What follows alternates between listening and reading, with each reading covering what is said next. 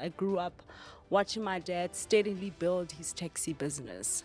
Entrepreneurship is taught, or you are born an entrepreneur. I think you are born. So government is not a building. It's people in government making decisions. It's imbibed in the people, right? It is part of who they are. Join us in supporting the Springboks when they take on the All Blacks at Ellis Park on the 31st of August 2024. We will be hosting exclusive hospitality at the Ellis Park Arena.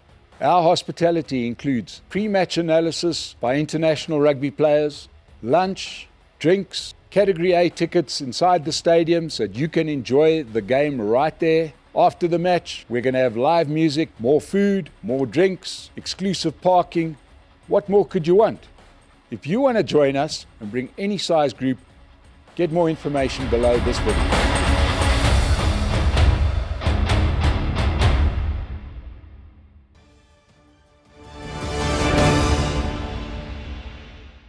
Welcome to the State of the Nation. I'm your host, Mike Sham. Today we're going to have a very important discussion, and that is around business. As you know, we talk a lot about economics on the show because that is the backbone of any country, right? We need an economy that works. And the South African economy is sputtering along at best. We saw recently some more unemployment numbers, and they are absolutely disgraceful, through the roof. The number of unemployed in South Africa is going to cause serious problems, already causes serious problems in South Africa, and denies South Africans the opportunity to live a dignified life. And on the other side of the scale, it doesn't allow you and I to create the kind of wealth that we could if the economy was working for everybody. So what we want to do is we spend enough time talking to people that can identify the problems. What I thought would be worthwhile is speak to somebody who's helping us to work towards the solution. And I have stumbled upon a gem, and that is Florence Musundwa. And Florence has recorded a wonderful podcast that I watched. It's called On the Road, and she does a hell of a job. And Florence has been involved in a number of SME and business ventures.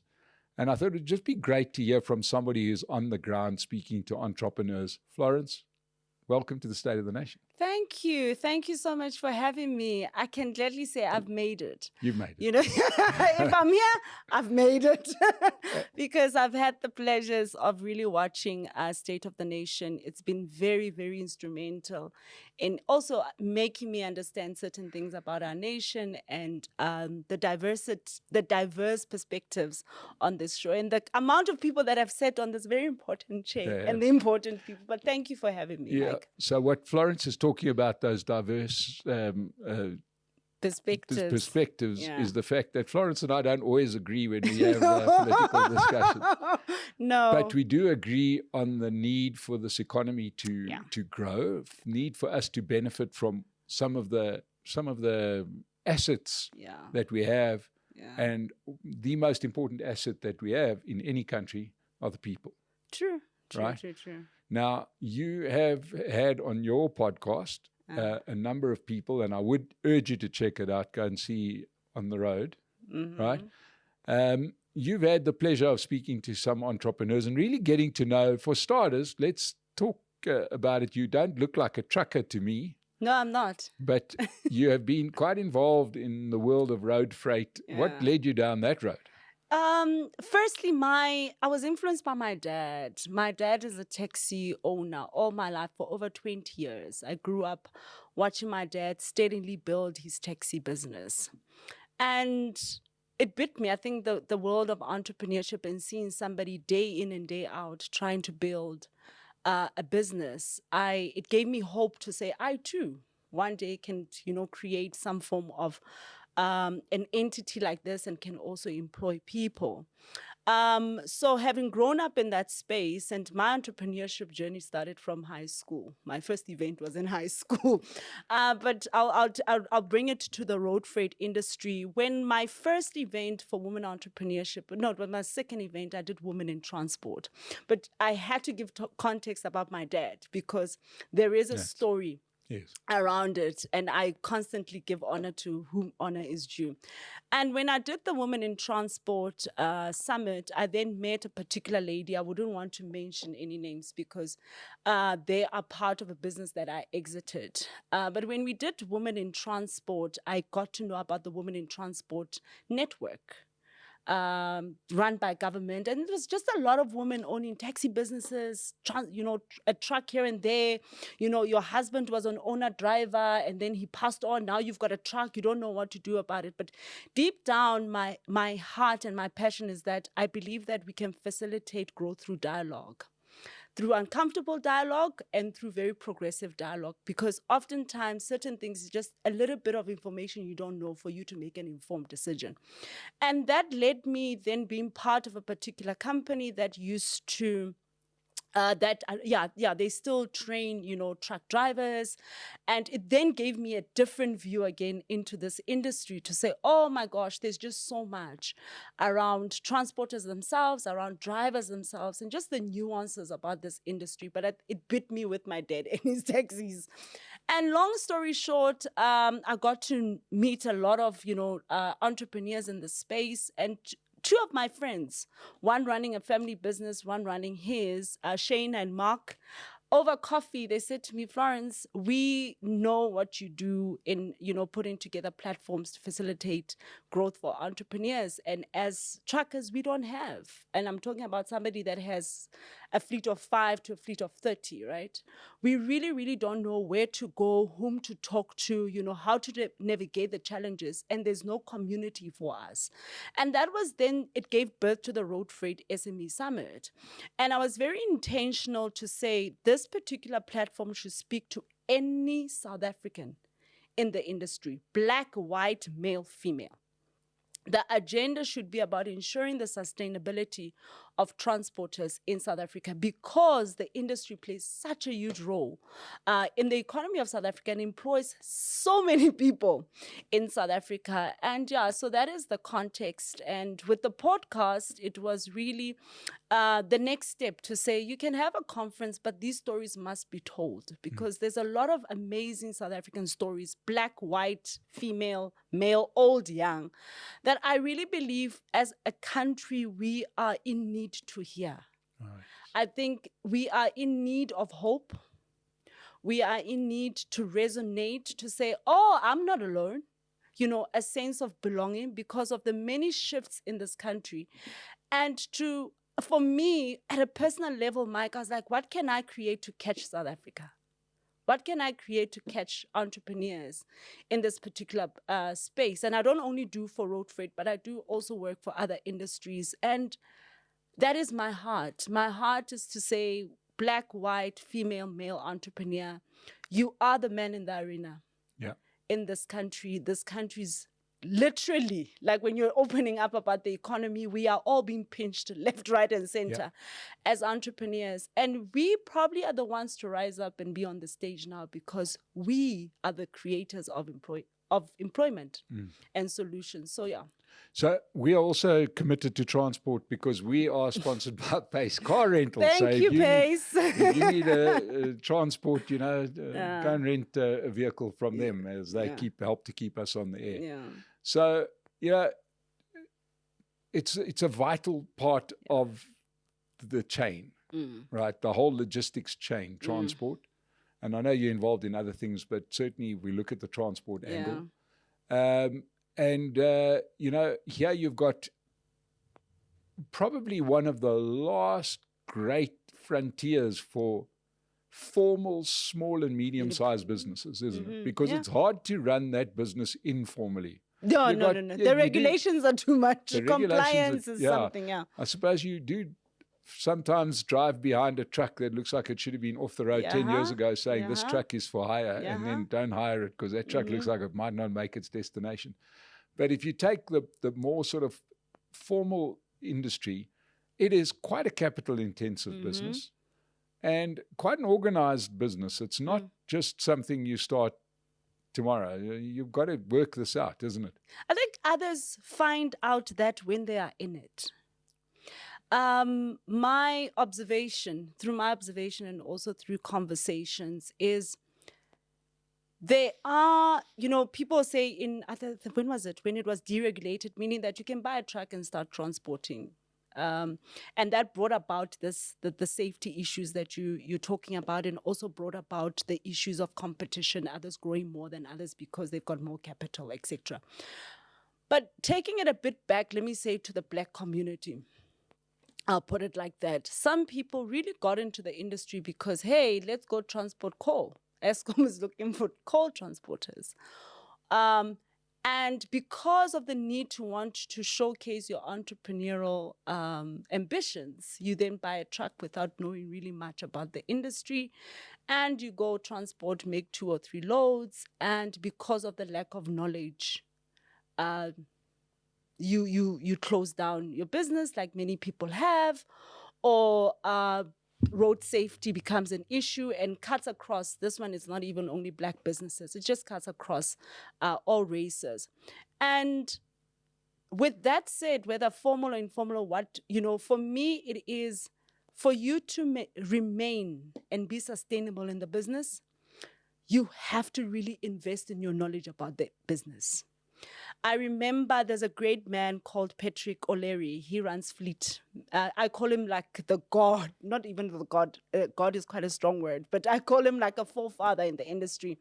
And I had coffee with him and I said, Patrick, what is it? What do small businesses need to know?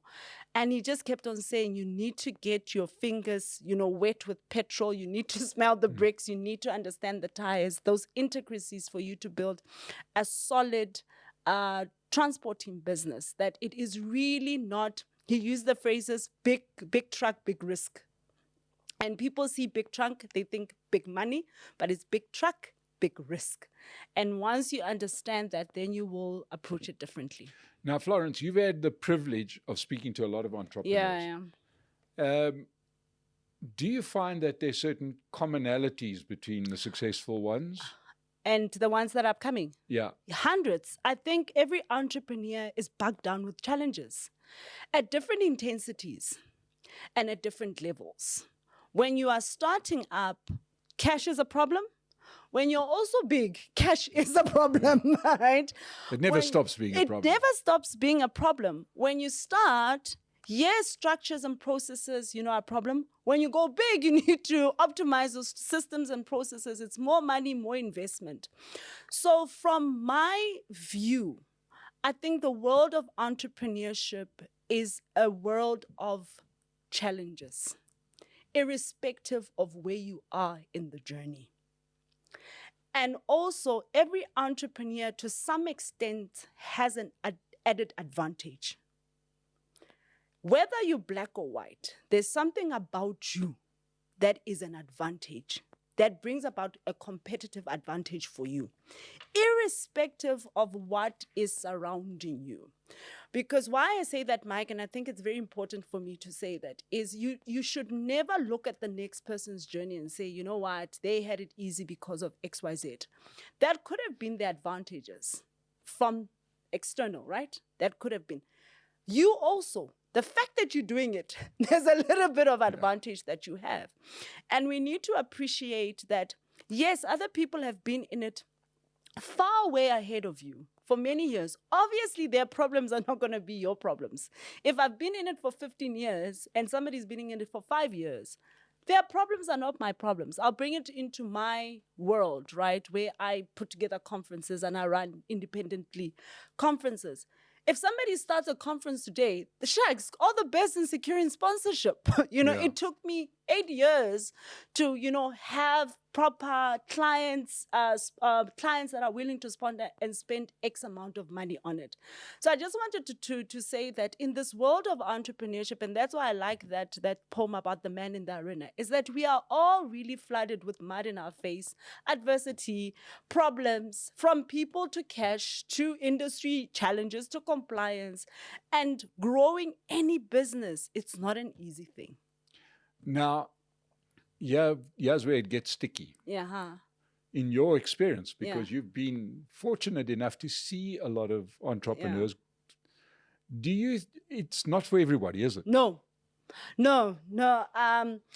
conversation as entrepreneurship is taught, or you are born an entrepreneur. I think you are born. Right. I think it's a mindset. You're born it, right?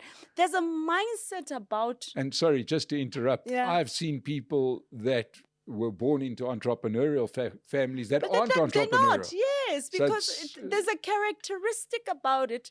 I always say to friends of mine, why do we like stress? Because you have to like stress for you to want to be an entrepreneur, but you have to be a person also that has an enormous level of hope in things that deem impossible for you to make them possible, because you're actualizing what people don't see to make it a reality. So I really think that it's not for everyone. It's not for everybody. Like you and I are having conversation the other time, like, oh, it's month end payments, it's always month end. It's always month like, oh my gosh, it's all of that. And just to end off on this point, there's a quote I love that says that a prepared mind is a mind that can deal with uncertainty. And an entrepreneur is somebody that can handle uncertainty. And I don't believe that everybody can handle uncertainty the way in which you need to for you to be a thriving entrepreneur. Yeah, it's not always just easy. People don't just line up to We can wake up give you money. tomorrow and, we could have a new president. Okay, God, but there could be such a political shift in South Africa that will completely affect all small and medium enterprises. And not everybody would be in a position to carve out a new way to emerge out of that. Many people will close shop. And even those ones that close shop, not everybody still has it inside of them to re-emerge again. It takes a different type of a person. Yeah, because now we're sort of touching on another part of the things which we'll get onto later, and that is, policy and entrepreneurship. But I want to still stick with the individual. Yeah. Do you think, in your experience, once again, that South Africa has a sufficient endowment of people who want to be entrepreneurs, of an entrepreneurial mindset, talent? Do you think there's enough people out there who want to do this crazy thing? This crazy thing. Mike, it makes me think of something I was thinking about earlier, that is South Africa an entrepreneurial nation, right? Because then that will speak to, does South Africa have the kind or a portion of people that are resourceful and want to create solutions to scale them to become businesses? And where I'm sitting, I think, no. I think the way in which our nation is structured and is structured people is comfort and security. And solutions come from government, not necessarily individuals. And that, for me, that's my view, that even when you look into just the university landscape, I sit as a task member on the Student Women Economic Program, which is part of the Entrepreneurship Development Higher Education. And it's an initiative to try and make higher education more entrepreneurial and young people become more entrepreneurial. But it's a challenge, because I think as a nation, we are not entrepreneurial. And because of that, we will not be able to birth a lot of entrepreneurial people in the country. Yeah. And that contributes to some of the problems that we have as a nation. Yes, we have a lot of informal businesses that were birthed out of necessities. I need to get on a taxi. Like, I need to make a way to, make a living for myself. And therefore, I will sell take fives. Yes, I will do that, right? I will have a taxi business, but was it birthed out of I'm going to grow this to be an empire and I'm going to take South Africa a bit forward? I don't think so. I think it was a matter of necessity. I need day-to-day income. And just to round off, I remember when I was doing my honors year, I ran the kioski, the tuck shop kioski. And I mean, I had people thinking like, why are you selling, like bread and, you're going to graduate, go get yourself a job and things like that. But I was so consumed by that tuck shop. And that also, it contributes, that experience that I had contributes to why I'm saying that as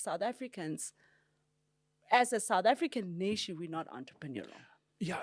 I don't know if I agree with you 100%, and I'll tell you where, and I'm using a measure that in my lifetime I found quite interesting, and that was, if we look at the transition of South Africa from the old South Africa to the new South Africa, there was a massive move, especially under the Thabo Mbeki era, to change the complexion of the civil service, to replace, those people that used to work in Eskom and the municipalities and so on with people that were more representative of the country. Well, that's been done. You now walk into a government office, you no longer see Mevrou Burger or Mevrou van der Merwe, you now see somebody different. Miss Shabalala. But what has happened to those people that left those places, right? In many cases, they've never been as wealthy as what they are right now. So that guy that used to work for Rand Water has now got his own plumbing business and he's making a fortune. Doesn't mean everybody's an entrepreneur. But I'm saying sometimes you don't know whether you're an entrepreneur. In actual fact, I've seen so many people, it goes back to what we were saying before, think they're good entrepreneurs, but they're very average. And, somebody, I've made this point on the show many times, that I think that so many people are trapped in corporate or government jobs that don't know they could be doing considerably better if they were out there taking a few risks. I agree with you, but it takes an environment, right? It takes you being in an environment that enables that exposes you into you possibly thinking like that, and you possibly even endeavoring and venturing in that particular way. And when I was saying that the nation is not necessarily entrepreneurial, I'm saying that, do we have an environment that is enabling, just as you walk out, do we really, really, as a people of South Africa, do we applaud our entrepreneurs, or do we look down upon them? I remember growing up in Sebokeng, and the lady that used to run a tavern was looked down upon. Yes. The lady that used to sell Tupperware was looked down upon. The one that started a shop was looked down upon. Right. But the guy who went to work as a clerk in a big company, he was a hero, but he was probably making a fraction of the money. And that is still within our nation. That is still part of who we are. Yeah. I've got a news flash for you. That's not new. That's been the curse of South Africa forever. Yeah, and I think that is really the challenge. And I just wanted to bring in the hot topic. It's not even a hot topic, but when people talk about tenderpreneurs that have somehow become a social phenomenon and made entrepreneurship look so glamorous and so glitzy and all of that. And for me, that is not entrepreneurship. That is not necessarily, I think it's opportunities that people have, or the government has created for people, but true entrepreneurship of somebody that has started building this, right, or manufacturing this and then selling it and then, so to say, scaling it to a particular level. It's things that we looked down upon because it looked like hard work. It's not sexy, yes, for you to struggle so much for you to build a business. And those are part of the challenges I think we have in the country.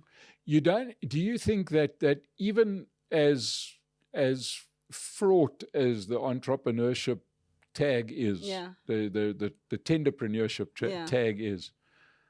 Yeah, I wonder if it isn't actually doing a bit of a job at least. No. Hundreds. I think it has assisted a lot of people, a lot of businesses. I just don't like... Because let's be fair, not all of them are crooked. Yes, and no, a lot of them 100%. actually go and do it. And you're Yes. involved in an industry Yes. where people run legitimate Hence, businesses. I said some of them that have made it a social phenomenon, making it all Yeah. glitz and glamorous, right? Which for me, it's not necessarily the right depiction. Whether it has assisted many other businesses and enabled other people to get it into business or even to scale the business, 100%. I'm not against that. The point I was trying to highlight was, are we an entrepreneurial nation? And do we really understand the journey of entrepreneurship and building things that are South African owned for ground up for many years for them to become, stable institutions within the country? And I don't think so. What do you think of government understanding of business? Hopefully it will change now with the public procurement bill, right? Yeah. So that has just come in. Again, who is in government? It's human beings. When you opened your link, you talked about, it's the human capital, right? Any nation's greatest asset is the human capital. The mindset of that human capital goes a very long way. So government is not a building. It's people in government making decisions, right? And question is, what value do those people place on small and medium enterprises and the role they play in the economy? For example, the minister's budget is 2 billion, just 2 billion. And one of their plans is to take 200 entrepreneurs on trade shows. That gives you a different understanding or a different observation as to whether government, being the people making the decision, not the building, around the importance of small and medium enterprises, do they take us seriously or not? And it's something to put a person on exhibition stand. It's yet another thing to create a proper access to market opportunity for that business. So those are my view. I often think that in South Africa, we've got government that only understand two kinds of businesses. They understand big corporates because they're multinationals and they think that that's a business, and they understand spaza shops, but they don't understand anything in between. Yeah. Right. So and hence there's a big spiel around the township economy and which is great, but even in the township economy, some businesses get pretty big pretty quickly. I want to talk about the formalization of businesses, because I think that there's sort of been you're in a sector, we spoke about it earlier. You've been operating in a sector where very often those businesses are forced in many respects to be formal. But then you've had a foot in the other side, i.e. the taxi driver. I buy a taxi, I'm not paying tax, I'm not joining an association, I don't get a permit or whatever. I just get that high ace, and tomorrow I'm in business and I'm charging everybody 5 Rand for a journey. The taxi business is regulated, though. They need a permit. Yeah. It's more regulated than trucking one. Yes. Yeah. Do you think that it's suitable for South Africa to have regulations? Do we have to have them? Should we open it up? What's your view? Well, do we want to run an informal country? Yeah. Let's start there, right? Do we want some form of structures in industry? I think we do. Do you want every business operating in a particular sector to adhere to certain standards and compliance? I think we do. So regulation plays a role there. I don't think that we would want to run a solid economy or even just a business community if anybody does whatever they want to do. With that said, is there space for informal businesses? For that lady selling magwenya at the corner, for somebody, obviously, food safety becomes a challenge. Hence, also with the tuck shops, or also even bigger We've seen retail companies, disaster seen a lot of taverns, for yeah, example. and also bigger retail companies with wrong canned food, not canned food, but remember there was that Palonier thing happened a while back. So with all of that in mind, we have to say, well, do we want our business community to be at a particular level? What's the end in mind for South African businesses? Even let's say at an informal level, what is the end in mind for this particular person? And if we have a clear end in mind, then we can see how, therefore, we can put about compliance or regulation or the kind of support this particular person is going to require for them to operate at a particular level.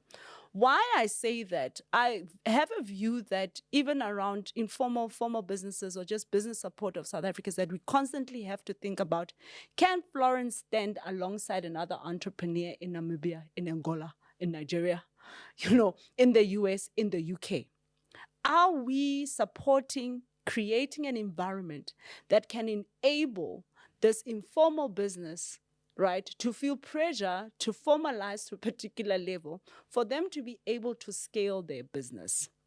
Some might not want to scale their businesses, but how are we, what kind of environment, therefore, are we imbibing and allowing if we are not going to educate our people and bring about standards as to how you can make your spaza shop become, a bit bigger, and for you to become a bit bigger, you're going to have to understand X, Y, Z.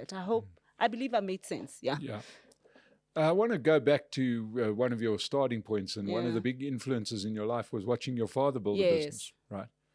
And I want to talk about very informally to formally. Look, that happens. And that's the route. It always is. So every business started in a garage. There's a lot of truth to that. I want to talk about something which be interested to hear your views on this, and that is around the issue of family businesses. Right now, there are some countries. And the poster child for that is always Italy. Not only Italy, you can go through more developed countries than what you can imagine. Some companies that we think today of as multinationals are actually family businesses. Ferrari's a family business, that kind of thing. It's hard to think about it that way. But in South Africa, we've never quite had an understanding of family businesses, it feels to me. Indians might disagree. No. I'm talking about. You're quite right. I should have qualified that by saying the government has never quite, or the authorities, or people haven't kind of understood this. Because what you have with family business is slightly different dynamics to a normal business, right? Because you also have that thorny issue of generational wealth. Do you think that that is an area that we have been wrong? We should be supporting family businesses? 100%. It goes back to the point I asked about, are we an entrepreneurial nation? Because family business, or the example you made about Italy, it's because it's imbibed in the nation. It's imbibed in the people, right? It is part of who they are. And even when people are growing their family businesses, they support them because it is the fabric it's part and parcel of the fabric of the people in that nation. And as a people in South Africa, do we have that? Or do we look at a family business and either envy it or want to bring it down or want to cast aspersions to say it's because, right? And it has to do a lot about our mindset around entrepreneurship and building things that are our own. I think that's what a family business is that it's a name, it's a family, it has a name, and it's building something for that particular tribe that will benefit the society at large. And as a country or as a people in South Africa, do we believe in ourselves that much that we can create a number of South African, hundreds of South African family businesses to take this nation forward in the economy of South Africa. And that's where I always pointed back to is, as a people, what do we think? And what characterizes us as South Africans? Yeah. So the question is, let's get to the really meaty bits. Yeah. If you were in charge of small business, in fact, if you were in charge of public enterprises, or pick your spot, right? They brought you in. They said, it's yours to do. What do you think are some of the glaring, obvious misses that our government makes, that our authorities make, that our people make, that would enhance this economy and help us do something about this terrible unemployment rate? What would you do if you were in charge? Do you give me a clean canvas? You give me a clean canvas. Everybody's going to listen to you, whatever you say. What is our end in mind? What industries do we want to build as a nation? Right? And do a SWOT analysis around those industries, and then sit back and say, so how do we build for those industries? Which SMEs are in these industries that we can scale, right, or help and give support for them to get to a particular level. And those will also be defined by the employment possibilities or opportunities, and also how do we want to characterize South Africa as a business, as an economy, or even as a business community.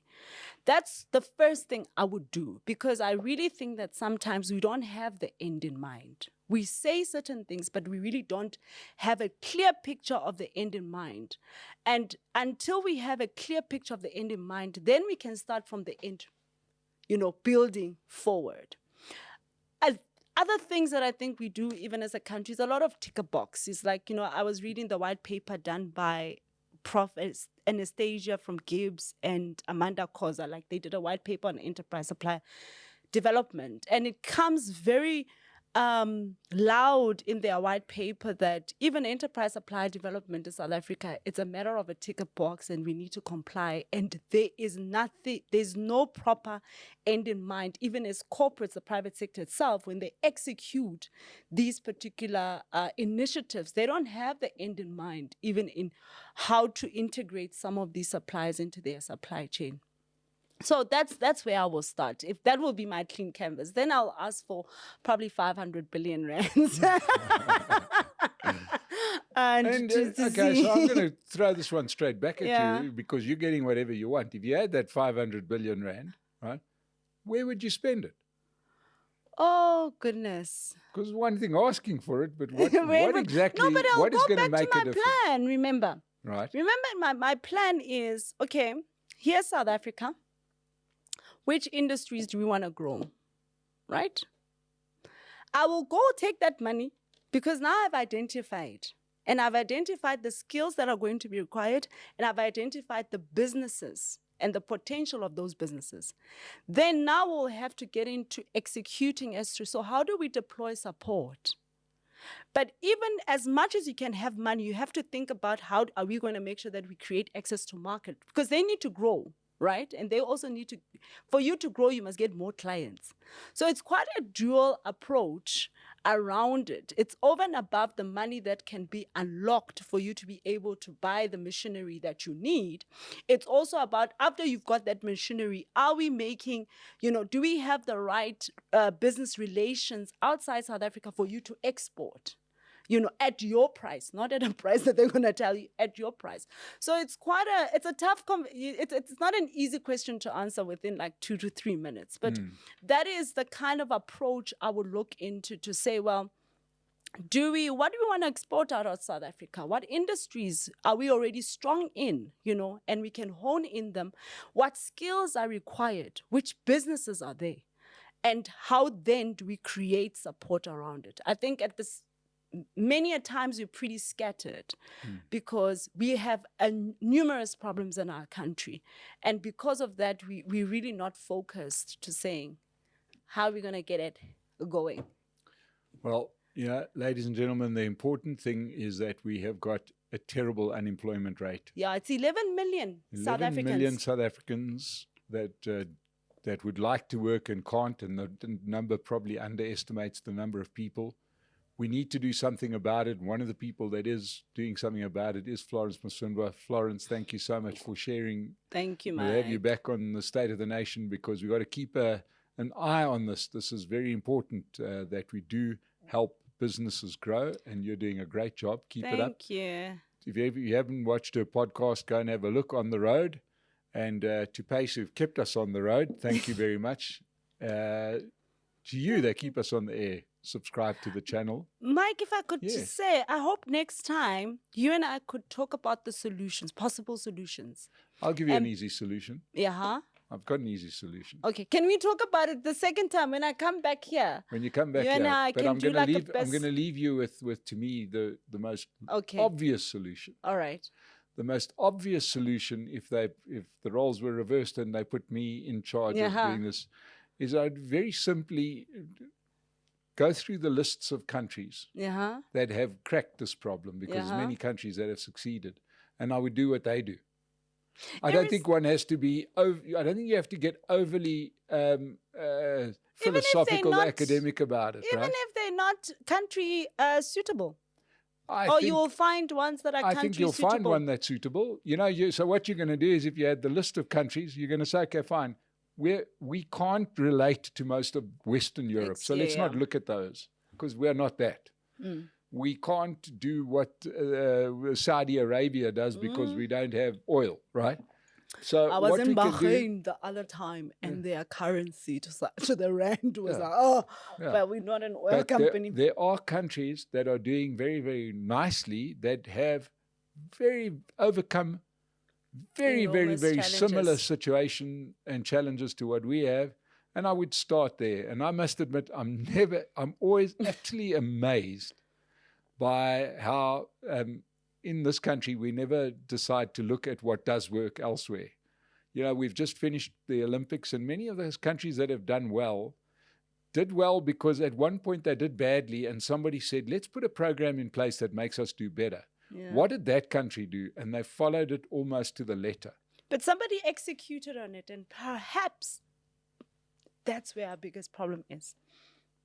Well, I do think that there are many South Africans, advisors, business advisors, experts that have really done scenario planning and have really put together solid way forward or action plans. It's just that where it lands.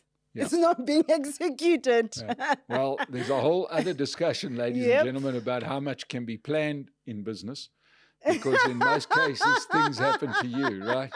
No, you but start I'm out sure with a truck and you end up with a tanker. But it's the same thing that you were saying, Mike, when you were saying that you will look into other countries, what they would have done, right? And you would see what it is. It's still a plan. You're still going to plan from that, and you're going to, cast scenarios. And in the entrepreneurship world, we know, right? You must just be prepared for uncertainty. Absolutely. And if anybody wants to see what I say in action, there's some wonderful videos. You probably find it on YouTube. And go and have a look. All South Korea did to become the economic behemoth that they've become is they followed the Japanese model almost product by product. They did absolutely nothing different. They said, this place is similar to us. The people are similar. In actual fact, they used to be our colonial masters for many hundreds of years. We'll just do exactly what they did, and that's exactly what they did. And in 30 years, they eradicated. That country for South Africa? But anyway, that's a separate discussion. Yes, Florence, we've got to let these people get back to work. So thank you. Go back to work. Go create jobs. Thank you for joining us on the State of the Nation. Thank you.